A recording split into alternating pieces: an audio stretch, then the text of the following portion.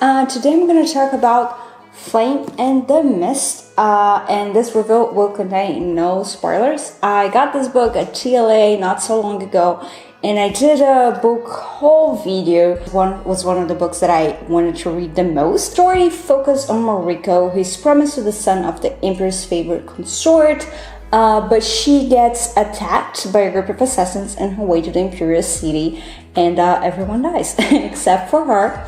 And she poses as a boy and joins the group of assassins to seek revenge. First, I'm going to talk about the writing style.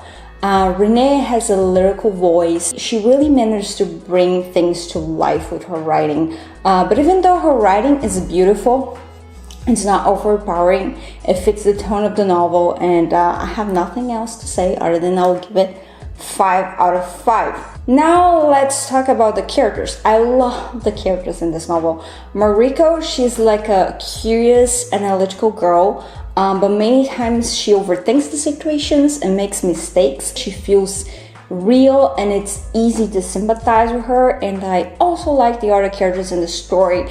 Even though they're secondary characters, it's easy to get a feel of their personalities. I love how everyone comes from different backgrounds and how that changes the way they perceive the world. Other relationships work. The romance is a slow burn. For most of the novel, it feels like they're intense about each other and they take a while to catch in flames, but when they do, it is steamy, and it's such a good payoff. I love that they fell in love with each other, first and foremost based on who they are inside. That is so refreshing, so I'll give it a 5 out of 5. Now let's move on to plot and pacing.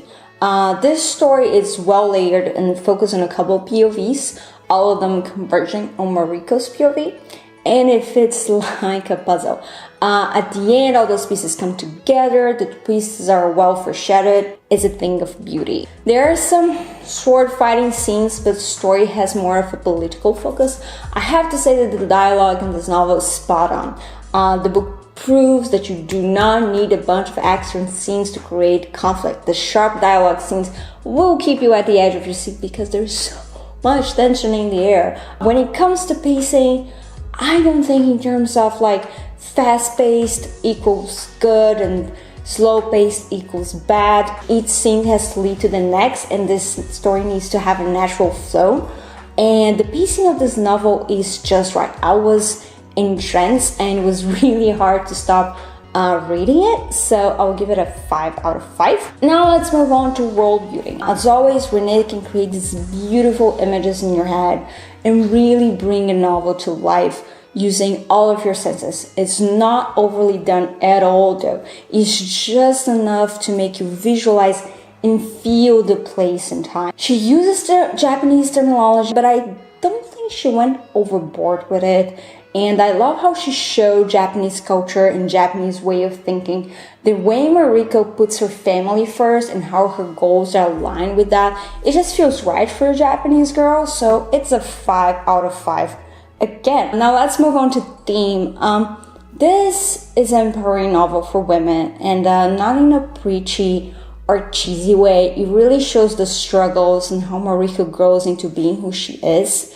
I feel like that's the main thematic journey of the novel, but there are also some interesting musings about honor, blood family, and the family we create for ourselves, and it's a 5 out of 5. If you're a writer, this novel teaches a lot of things. Most of them are already mentioned, but I think my favorite lessons here are, first, how to write tense, full of conflict dialogue. And second, how to explore your character's thought process. Renee is really good at putting you in the characters' heads and making you see how that characters interpret and react to the world. And third, this story is 100% grounded in the character, but it still feels epic. For those of you writing epic fantasy, this is a really good reference. Now, you're gonna like this novel if you like The Rat in the Dawn. There is no question you're gonna love this. And if you like YA fantasy period, you'll like this. Even if you're not too much into fantasy, this is a good book to get you into it. And by the way, the fantasy aspect of this novel is very subtle. So let's wrap up this review.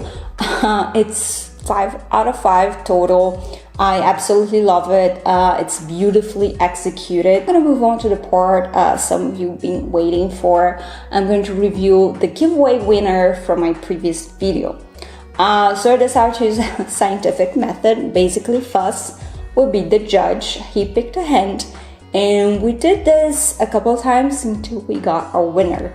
Anyway, the winner is Jamie Cristobal. Yay! Okay, this is our winner. So thank you so much for watching. Please hit the like button if you like this video. Subscribe to my channel if you want to.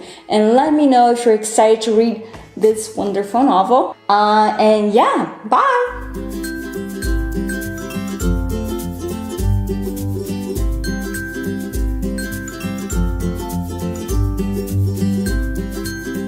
See? Such a good fuss!